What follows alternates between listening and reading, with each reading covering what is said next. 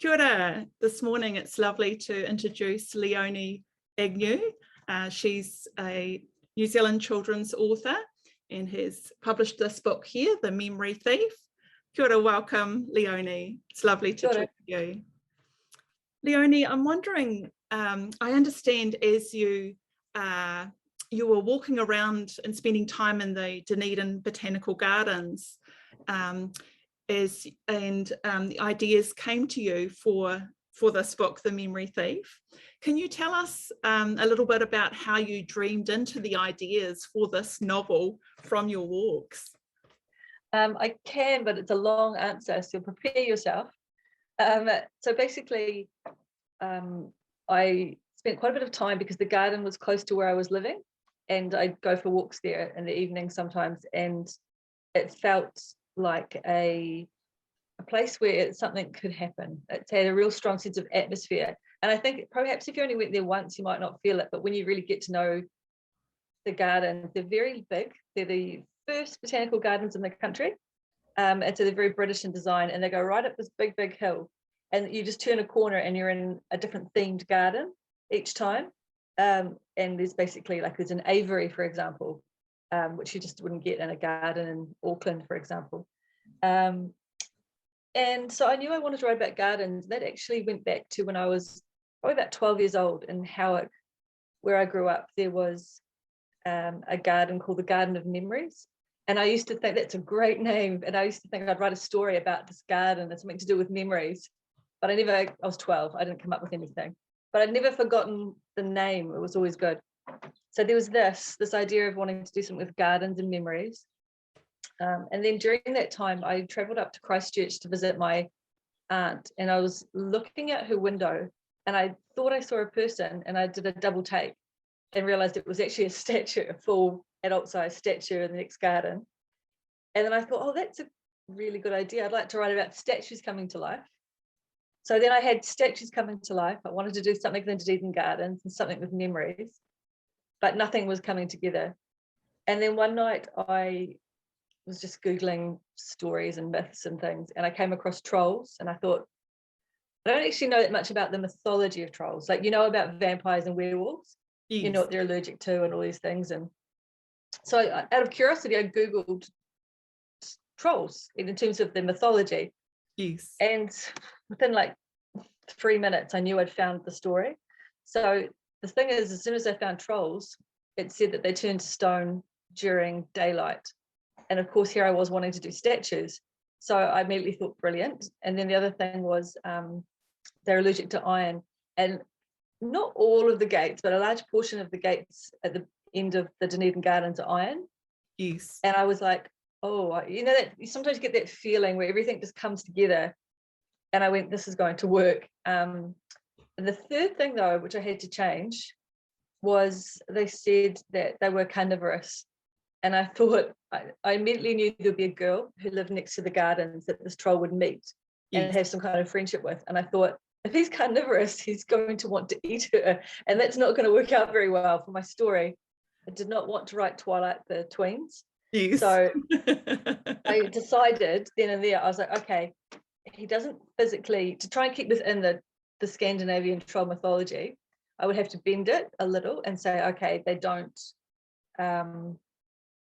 eat flesh and bones, but they do take your memories. They can't help it. It's how they need to survive, is on memories. Yes. And so the way that works is if you happen to be going past the gates and you saw this boy through the fence and he started chatting with you, and he's a very good conversationalist, if you happen to say something like, yesterday I took my cat to the vet, you would instantly forget taking that cat to the vet.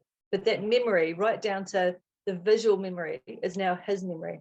Mm-hmm. However, I decided he could keep very few memories of his own, because I had to have a reason why they would take memories. Mm-hmm. So it's kind of like a memory bank, and it makes things quite confusing at times to try and figure out what's true and what's not. Yes. You've got lots of memories, and to be honest, it made the writing quite tricky at times, just to get that right, because you know, you're writing a conversation between two characters, and if it's very easy for one of them to actually say something which is in essence a memory, Yes. Like, remember last night when we did this? Well, no, you don't. You've now just forgotten it. So, Yes. and there was an entire rewrite to get that correct. Yes. But so just to go back to what you were saying, the research on the trolls put everything together, and I had to change a little thing. So, for example, traditionally, I think if you think like Lord of the Rings trolls, if the sun comes out, that's it, they're frozen in stone forever. I just changed the rules so that they're frozen in stone when it's daylight. So that's why he would pass as a statue in a garden, always in the same position. Yes. But as soon as the sun goes down, he comes to life, and he's a 12-year-old boy basically at night. Yes. But he's trapped in a garden because it's iron gates and he can't get past them because of the allergy to iron. Yes. And he doesn't remember, because of the memory loss issues, how he got there or why he's been trapped. Yes. And Yes. goes from there. Wow, that's great.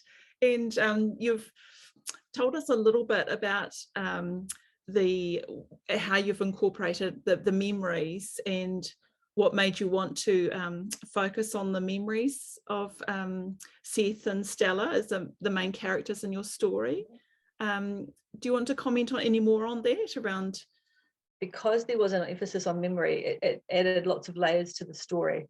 Yes. You know, like, who are you really? Like, you know, the question is, to what extent do our memories make us who we are? Yes.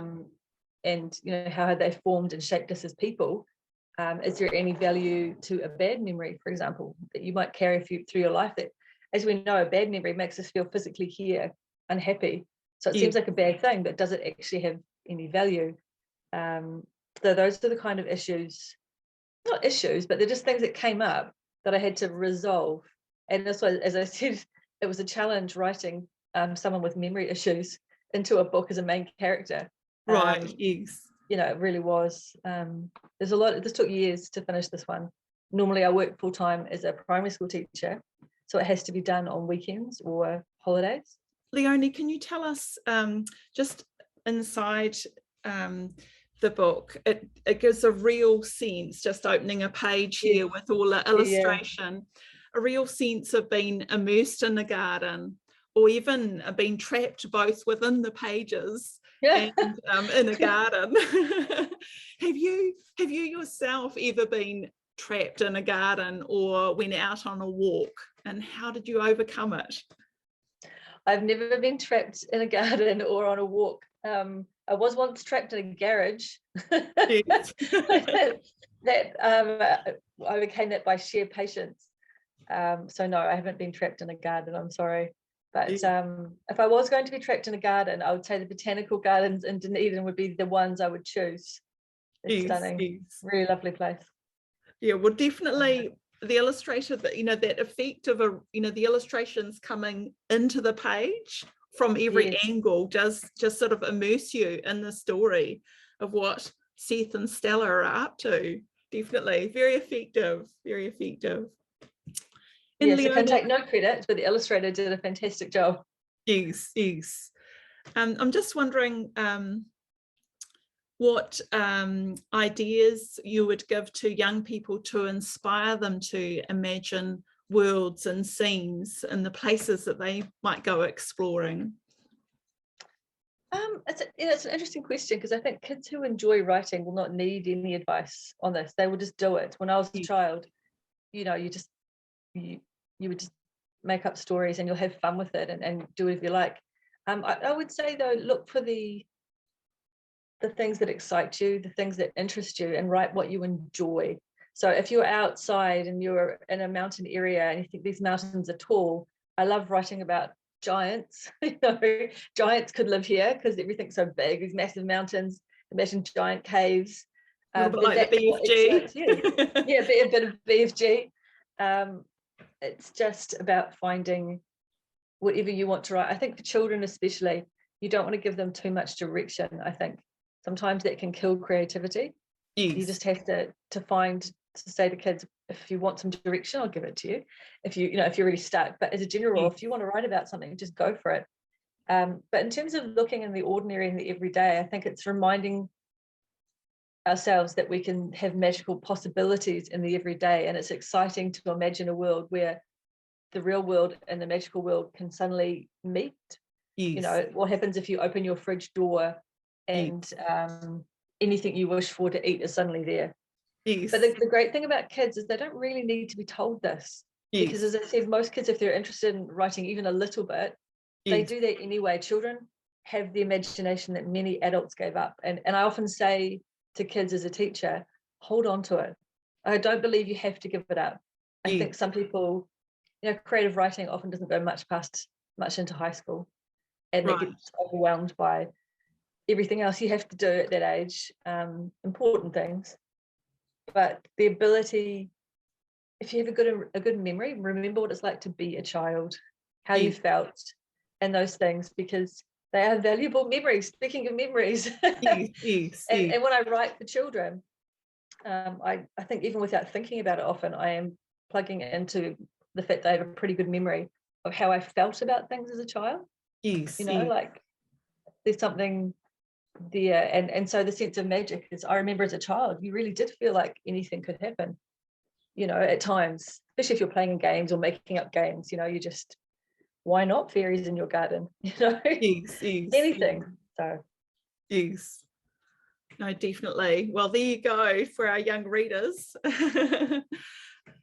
Keep using your imagination. Don't let it get rusty. Yes. And older. Yeah, that's right. A reminder, Leonie, I think for us all, whatever age we are, to keep using our imagination. Yes, definitely. Well, thank you, Leonie, for talking with us today and sharing with us about your novel here, The Memory Thief, which I encourage young readers to read. Thank you very much. Thank you. Nice talking to you.